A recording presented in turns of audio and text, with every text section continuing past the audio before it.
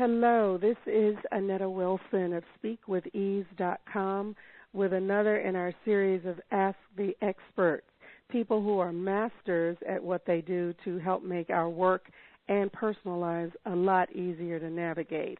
And boy, is this topic timely. Is there someone in your life, someone you work with, who just dances on your last nerve? And if they would only follow your lead or do things like you do, your life would be a lot easier. Well, our guest today specializes in those kinds of issues. He is Darrell Butler, president of Butler Consulting Group. And his company's entire reason for existing is to help make workplace tension productive. Hi, Darrell. Hey, Annetta. How are you? First of all, one of those two things sounds like they shouldn't be with the other. Workplace tension and productive. How in the world do you navigate that minefield? Well, and as you said in the introduction, sometimes there's just that person that gets on your last nerve. Oftentimes that person is who we work with. And so that's where my focus is. It's how do I help people get through that moment of tension that they're experiencing with that person they just have some uneasiness with, right?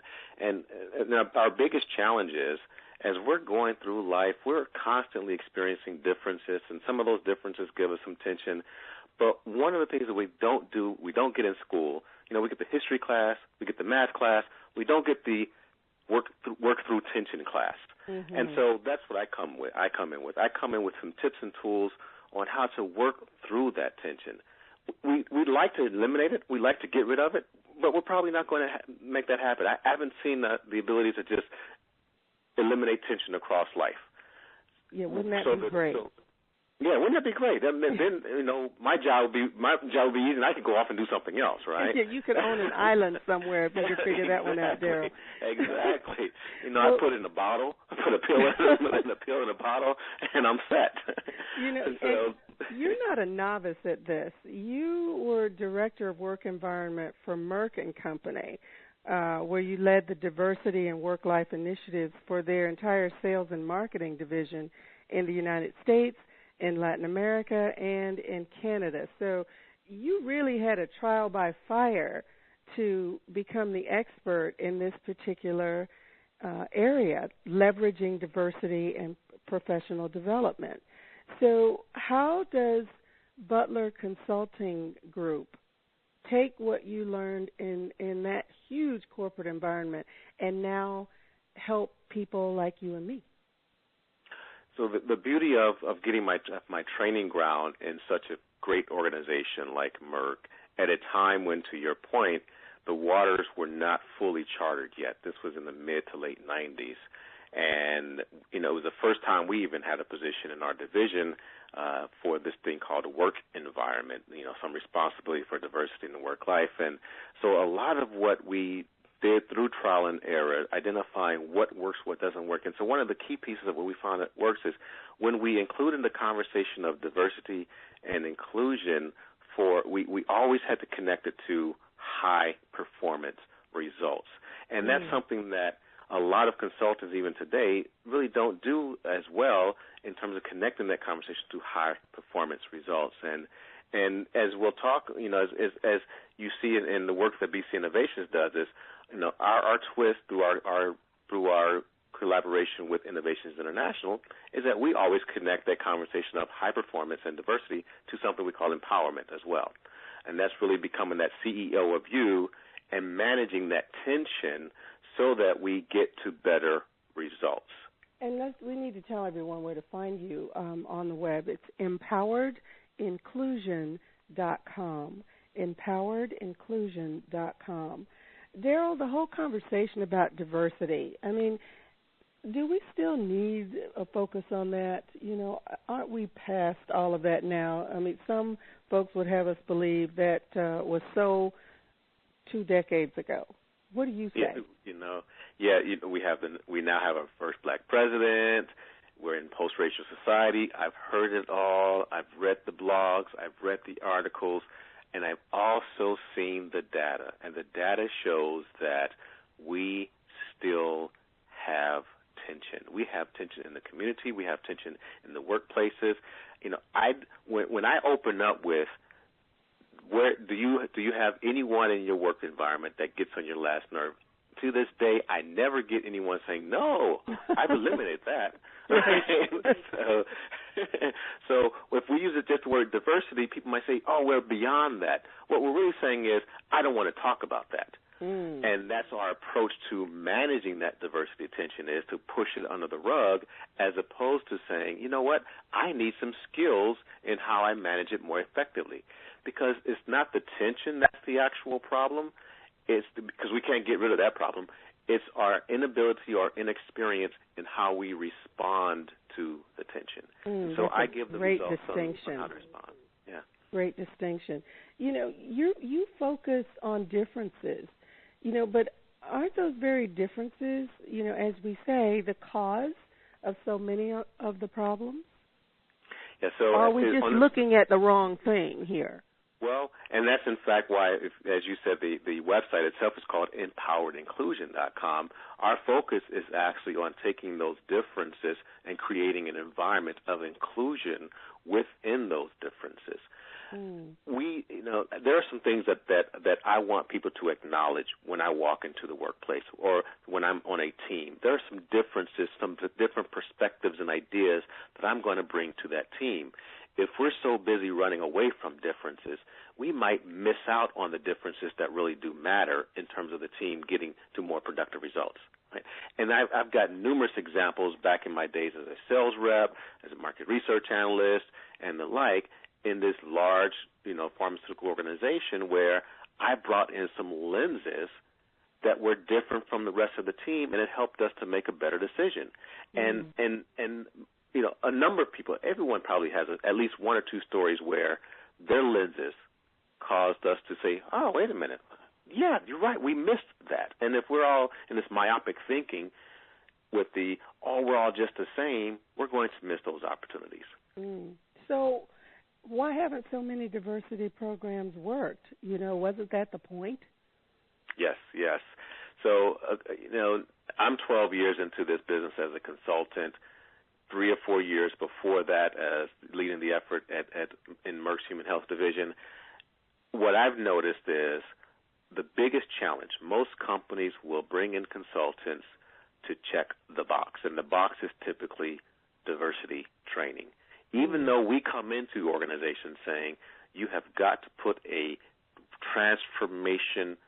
cultural transformation process in place, what rings true to many people, and it's not the individual that's necessarily at fault here. It's probably more so the system that's the challenge. Is think about how we're motivated in organizations. We're motivated. We're rewarded with short-term rewarding system. What have I done this year, or what have I done in this year or next year? And so as if I'm making a decision, I'm saying, can you give me that training program? Can I train up my 5,000 people?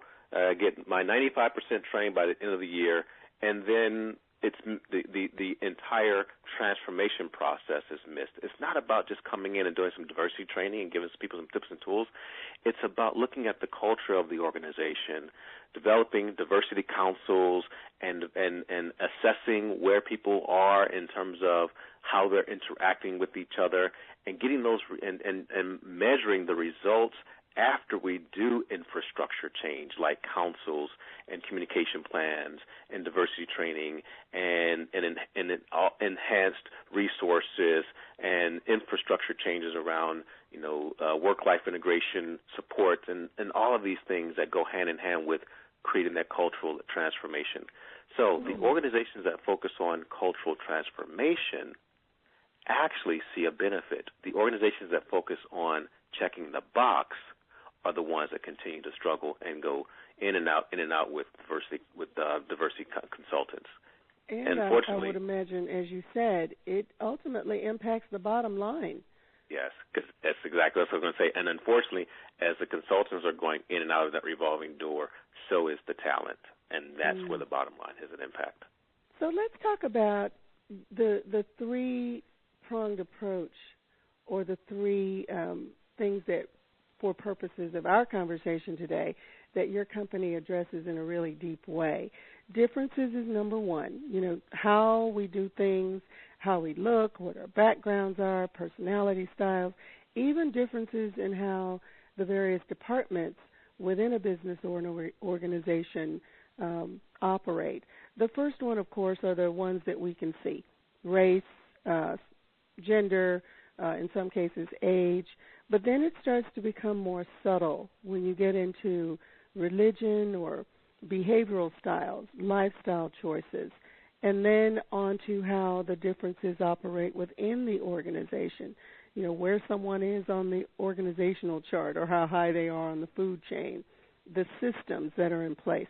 That would seem like a big, big task for you to take on initially. How do you handle that? Yeah. So, and what you've just described is our broad definition of what's included in this conversation of diversity. Mm-hmm. And one of the reasons why we've broadened that definition because we've expanded our understanding of where these differences and these tensions are playing out. We initially thought in this field 25, 30 years ago that it was this, extension of affirmative action conversation, where it was those primary differences that you mentioned, those protected classes, and the things that we sometimes might see, or the things that are unchangeable about us. But what we've realized is, no matter what the differences are that we have to manage and that sometimes create tension, one thing by expanding that definition is it gets everyone on board, right? So as people come into a conversation around diversity and inclusion, half of the people will probably not want to be in that conversation, at least half, probably more, right? Mainly because they don't see a vested interest in themselves. Why am I here? This isn't about me. And as I go through those categories that you just mentioned, I get people to say, tell me what is a core difference for you. We call them core identities. What's a core difference for you? Something that you use in your interpretations and interactions with the world. And anyone will be able to list at least 3 core identities. Mm-hmm. Those identities, that's diversity. That is the diversity that we're bringing into the work environment. That's the diversity we're bringing into our interactions with people. So now all of a sudden, I've got you on board in the conversation and included in the conversation of diversity because you have a difference that you're bringing to the table. And it's a difference that you like because it's your core identity. Now, that's really key. Your differences don't have to be a negative thing. Absolutely not.